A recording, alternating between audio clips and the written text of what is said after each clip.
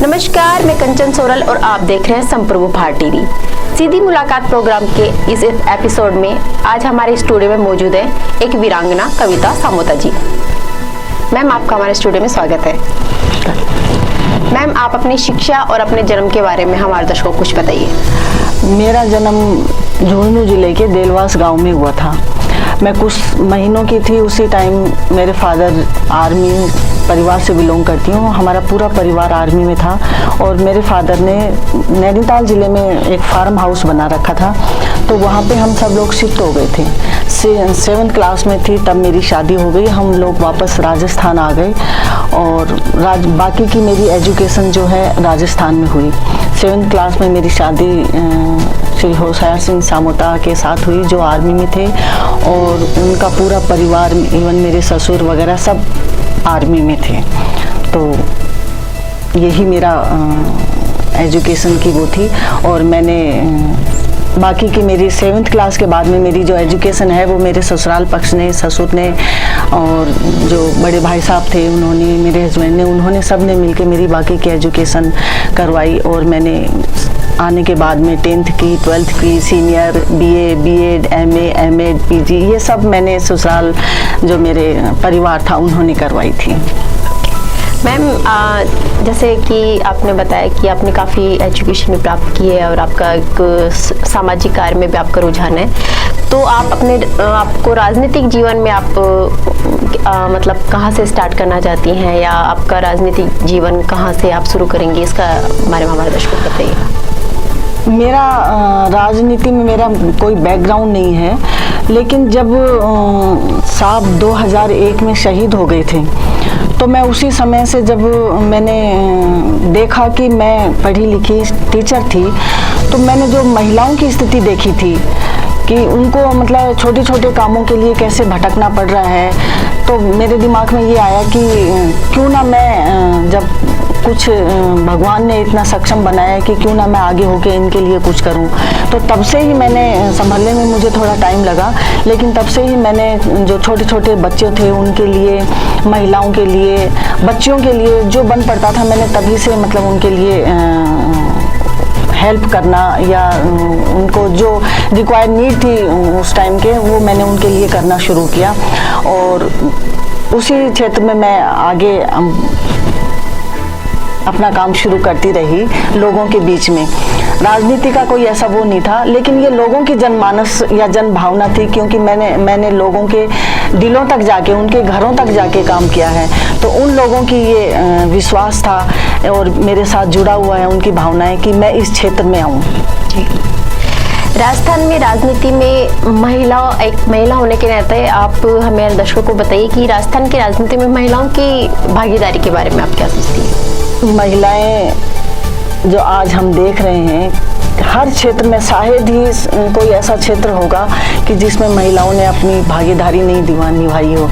एक चूल्हा जलाने से लेके एक हवाई जहाज तक महिलाओं ने उड़ाना सीख लिया है। ट्रेनें महिलाएं चला रही हैं, क्या नहीं कर सकती महिलाएं। तो मैं तो हमारी जो शीर्ष नेतृत्व है उनको यही कहना चाहूँगी कि, और वो मौका भी दे रहा है हमारा शीर्ष माननीय हमारे नरेंद्र मोदी जी के नेतृत्व में, वो सबको मौका, महिलाओं को ज़्यादा से ज़्यादा मौका दे रहे हैं और उनको देना भी चाहिए। मेरा निवेदन है कि महिलाएं सब कुछ कर सकती हैं, बिल्कुल, और उनको मौका दिया जाना चाहिए। जी, जैसे आपने बताया कि आप राजनीति को अपना कैरियर के रूप में चुन रही हैं, तो जो आपकी राजनीतिक कर्मभूमि है वो आपने नीम का थाना जो आप बता रहे हैं, तो वहाँ पे एक अगर आपको एक विधायक के रूप में चुना जाता है, तो वहाँ के किन किन मुद्दों को लेकर आप वहाँ पे चुनाव लड़ेंगी या उनकी क्या क्या समस्याओं को दूर करेंगे? देखिए, समस्याएं नीम का थाना की, अगर मैं तो भारतीय जनता पार्टी की एक बहुत छोटी सी सिपाही हूँ, और वो शीर्ष नेतृत्व डिपेंड करेगा कि किसको क्या करना है। लेकिन अगर नेतृत्व मुझे मौका देता है तो नीम का थाना की जो स्थिति है वो इतनी, मुझे जब मैं लोगों से मिलती हूँ तो इतनी दयनीय स्थिति है कि अगर बयां करने बैठूं तो बहुत पुअर स्थिति है। सबसे मैं नीम का थाना राजस्व की दृष्टि से मतलब इतनी उसमें क्रेशर हैं, माइंस हैं, लेकिन उसमें बेरोजगार वहाँ का इतना भटक रहा है, तनावग्रस्त है कि उनको मौका नहीं मिल रहा। तो मेरा प्राथमिक मुद्दा यही रहेगा कि मैं वहाँ पे नीमका थाना के जो युवा हैं बेरोजगार, उनको वहीं पे सेट करना मेरा एक मुद्दा रहेगा कि लोकल बाहर के लोग जब वहाँ पे कमा खा रहे हैं तो लोकल बच्चे या लोकल युवा वहाँ पे क्यों नहीं अपना जीवन यापन कर सकते।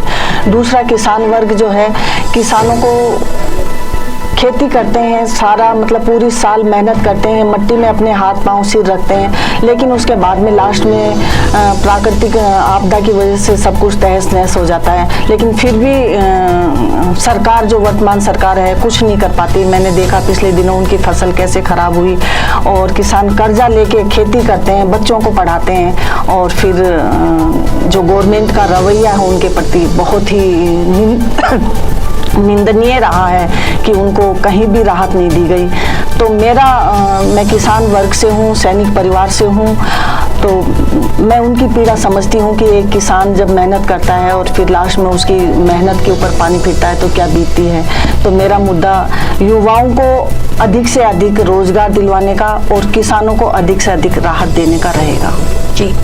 दूसरा, महिलाओं की स्थिति इतनी बद से बदतर है कि महिलाएं आज घर में भी सुरक्षित नहीं हैं। महिलाओं की शिक्षा देख लो, कहीं भी देख लो, तो महिलाओं को आगे लाना भी मेरा एक मुद्दा रहेगा।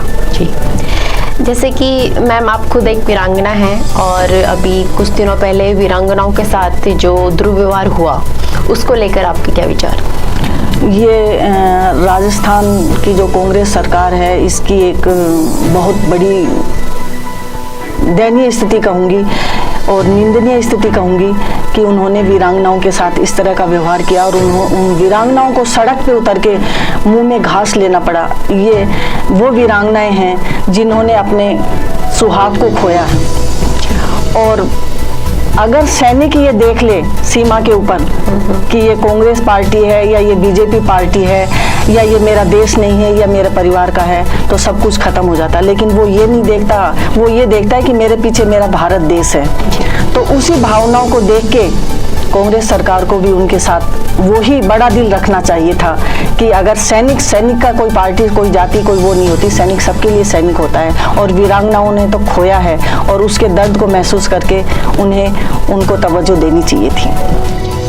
ये थी आज हमारे स्टूडियो में कविता जी समोता। ऐसे ही हम आपको अनेकों शख्सियत से रूबरू कराते रहेंगे। देखते रहिए संप्रभु भारत टीवी।